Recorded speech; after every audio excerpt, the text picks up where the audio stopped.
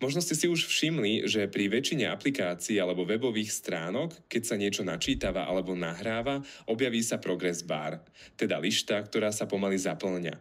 Na prvý pohľad to pôsobí ako úplne bežný dizajnový prvok, ale v skutočnosti je za tým dosť zaujímavý psychologický jav.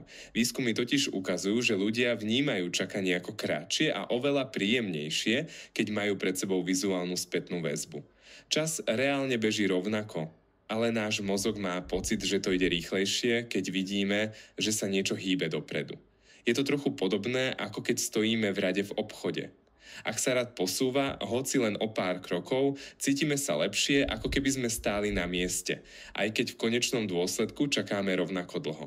A existuje ešte jeden zaujímavý efekt, ktorý s tým súvisí. Volá sa Goal Gradient Effect. Znamená to, že čím bližšie sme k dokončeniu nejakej úlohy, tým viac rastieme v motivácii vydržať. Predstavte si, že nahrávate súbor a vidíte, že ste na 80%. Vtedy je pre nás oveľa jednoduchšie zostať trpezlivý a počkať si na dokončenie, ako keby sme videli, že sme len na začiatku. A tu je ešte malý fun fact. Veľa aplikácií začína progress bar nie od nuly, ale napríklad hneď od 10%.